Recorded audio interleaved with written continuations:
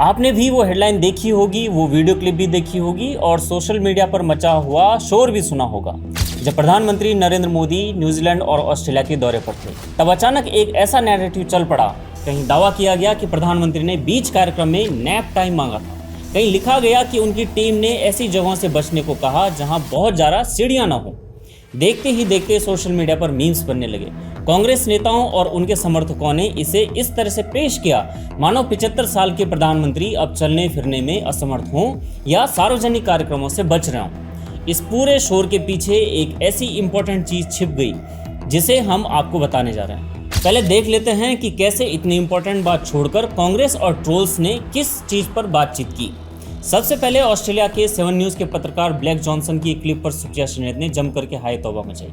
New Zealand के इस पत्रकार ने प्रधानमंत्री मोदी पर आरोप लगाया कि वे केवल स्टेज मैनेज कार्यक्रम करते हैं और अनौपचारिक सवालों से बचते हैं। This is about as close as we'll get to Narendra Modi on his trip to Melbourne. He famously avoids unscripted news conferences, preferring instead more staged managed appearances. इस एक क्लिप को बार बार काट करके शेयर किया गया मानो किसी विदेशी पत्रकार ने मोदी की पोल ही खोल दी हो।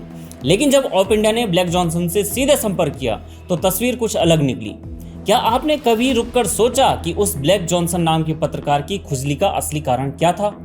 ऑप इंडिया पर ही हमारे साथी जर्नलिस्ट दिवाकर दत्ता को ईमेल के जवाब में जॉनसन ने कुछ ऐसा ही लिखा था जिसने हमारा ध्यान एक बिल्कुल अलग दिशा में खींच दिया। उन्होंने अचानक 2008 में मेलबर्न में हुई एक सड़क दुर्घटना का जिक्र शुरू कर दिया।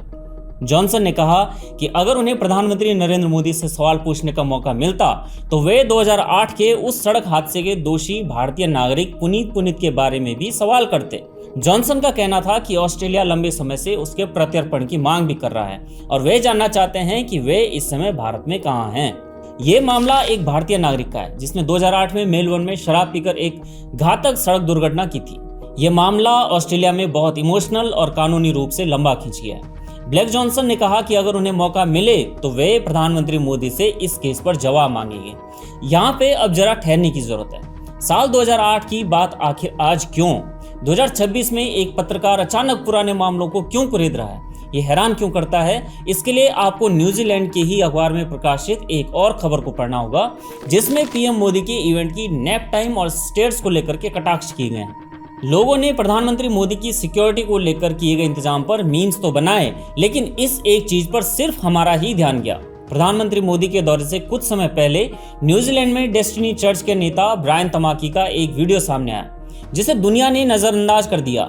इस तमाकी ने एक वीडियो में खुलेआम कहा है कि न्यूजीलैंड के हिंदुओं, सिखों और मुसलमानों से मुक्त करने का समय आ गया। ये पर्ज की बात कर रहा था। He is currently purging India of all Christians and burning church buildings down.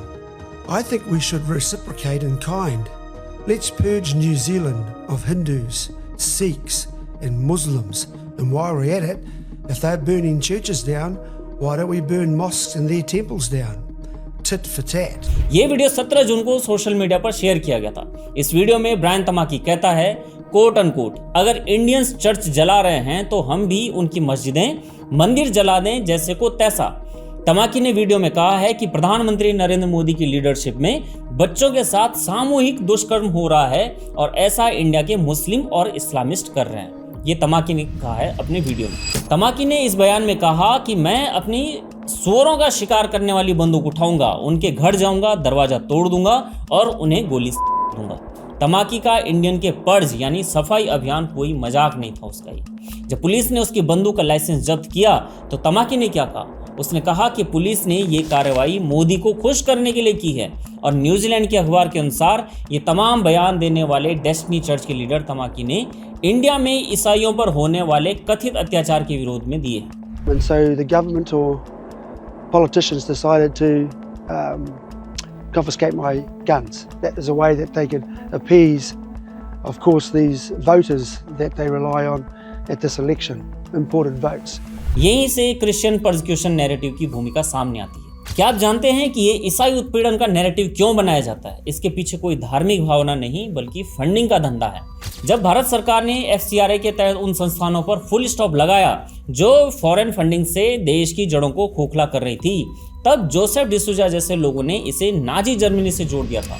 ये डिसूजा वही है जो विदेशों में बैठकर यह प्रोपेगेंडा फैलाता है कि भारत में ईसाई खतरे में हैं, जबकि सच ये है कि खुद ये व्यक्ति विदेशी फंडिंग के नाम पर जमीनों का मालिक बन रहा था। जब उनकी दुकान बंद होने लगी तो उसने विक्टिम कार्ड खेला। And it's similar to what was done in Germany. The FCRA, that this is India's version of the Office of Christian Affairs. Tamaki और डिसूजा की विचारधारा एक ही है, भारत की छवि को इनटॉलरेंट दिखाना ताकि विदेशी फंडिंग का फ्लो बना रहे। और इसके बारे में आप ऑप इंडिया के ही यूट्यूब चैनल पर सर्च कर सकते हैं, जिसमें मैंने डिटेल में FCRA बैन और जोसेफ डिसूजा जैसों के बिजनेस के बारे में विस्तार से बताया है। मजे की बात यह है कि यही जोसेफ डिसूजा FCRA बैन को नाजी रेजिम में होने वाले टॉर्चर से कंपेयर कर रहा था। अब आज न्यूजीलैंड के डेस्टिनी चर्च के लीडर ब्रायन तमाकी जो भारतीयों के खिलाफ सीधा सफाई अभियान छेड़ने की बात कर रहा है, असल में नाजी रेजिम का एग्जाम्पल तो वो तमाकी है। किसी ने ये ध्यान भी नहीं दिया कि तमाकी तो सभी भारतीयों की बात कर रहा है, हिंदुओं की भी, सिखों की भी, मुस्लिमों की भी, और वो चालाकी से ईसाइयों को छोड़ देता है। और अगर किसी भारतीय ईसाइयों को लगता है कि तमाकी जैसे लोग उन्हें छोड़ देंगे तो उन्हें अमेरिका को देखना चाहिए, जहां ब्लैक्स दिन भर अपने खिलाफ उत्पीड़न की बात करते हैं और उनमें अधिकांश तो चर्च जाने वाले ईसाई ब्लैक्स ही होते हैं।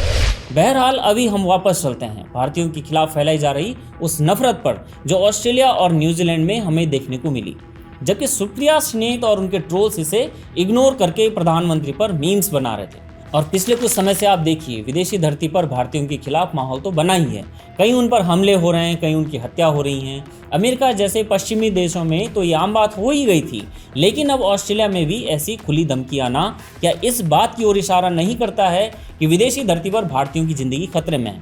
क्या हम एक नई साजिश की तरफ बढ़ रहे हैं? आज अगर ऑस्ट्रेलिया, अमेरिका या न्यूजीलैंड में भारतीयों पर हमले हो रहे हैं तो इसके पीछे यही हेट कैंपेन है। जब न्यूज़ चैनलों और सोशल मीडिया पर एक एजेंडा चलाया जाता है कि मोदी के राज में माइनॉरिटीज़ और ख़ास करके ईसाइयों पर हमले हो रहे हैं, तो उसका सीधा असर विदेश में रह रहे आम भारतीयों पर पड़ता है। जो कट्टरपंथी ताकतें भारत में विफल हो गई, वे अब विदेश में भारतीय प्रवासियों को निशाना बना रही हैं। कांग्रेसी ट्रोल्स जिस मीमबाजी का आनंद ले रहे हैं, उन्हें ये नहीं पता कि वे अनजाने में उन ताकतों का साथ दे रहे हैं जो भारत में भविष्य में किसी भी भारतीय की जान की दुश्मन बन सकती है। विदेशी धरती पर रह रहे भारतीयों की सुरक्षा को लेकर कोई भी सीरियस बात करने के बजाय ये लोग बस मोदी विरोध का नशा कर रहे हैं। जब भारत में बैठे कांग्रेसी और कुछ मीडिया चैनल्स मोदी की सीढ़ियों और झपकी पर मीम्स बनाकर उन्हें ट्रोल करते हैं, तो वे अनजाने में उस आग को हवा दे रहे होते हैं जो विदेश में बसे भारतीयों को जला रही है। और इस आग के केंद्र में वही FCRA का बैन है, जिसके कारण एंटी इंडिया नेक्सस का एक एक किरदार बौखलाया हुआ है। इस पूरी कहानी में एक और पैटर्न दिखाई देता है। एक और भारत का अंतर्राष्ट्रीय मंचों पर लगातार अल्पसंख्यक उत्पीड़न और धार्मिक स्वतंत्रता के मुद्दों पर कटघरे में खड़ा करने की कोशिश, तो दूसरी तरफ होती है विदेशी फंडिंग पर भारत सरकार की सख्ती, खासकर FCRA के तहत की गई कार्रवाइयों का सबसे तीखा विरोध भी उसी नेटवर्क से अलग अलग हिस्सों से सामने आता है। एक और भारत को अंतर्राष्ट्रीय मंचों पर लगातार अल्पसंख्यक उत्पीड़न के मुद्दों पर कटघरे में खड़ा करने की कोशिश होती है, तो दूसरी ओर विदेशी फंडिंग पर भारत सरकार की सख्ती, जैसे FCRA के तहत की गई कार्रवाइयों, इनका सबसे तीखा विरोध भी उसी नेटवर्क के अलग अलग हिस्सों से सामने आता है। इस समय में सबसे ज़्यादा जरूरी ये है कि मोदी सरकार ने FCRA पर जो कठोर कदम उठाए हैं वे बरकरार रहें, क्योंकि जिस किस्म का माहौल बनाया जा रहा है उसे साफ दिख रहा है कि पूरा प्रोपेगेंडा इसी फॉरेन फंडिंग को लेकर के है। ये FCRA बैन एक इम्पॉर्टेंट स्टेप है जिससे इंटरनल सिक्योरिटी ठीक हुई है, और चाहे ये पूरा कैंपेन हो या एक ऑस्ट्रेलियाई पत्रकार द्वारा 2008 की न्यूज़ को डिग करना हो, ये पूरी इस तरह से लॉबी का हिस्सा हो सकता है ताकि भारत पर वापस दबाव बनाया जा सके। हो सकता है कि हर घटना एक दूसरे से प्रत्यक्ष रूप से न जुड़ी हो, लेकिन जब पुराने मामलों को फिर से उछाला जाता है, भारत की छवि पर लगातार सवाल खड़े किए जाते हैं और सुरक्षा प्रोटोकॉल तक का मजाक बनाया जाता है, तब इतना सवाल पूछना तो बनता है, क्या ये सब केवल एक संयोग है या फिर किसी बड़े नैरेटिव की अलग अलग कड़ियाँ? मैं आशीष नौटियाल, आप देख रहे हैं ऑप इंडिया। धन्यवाद।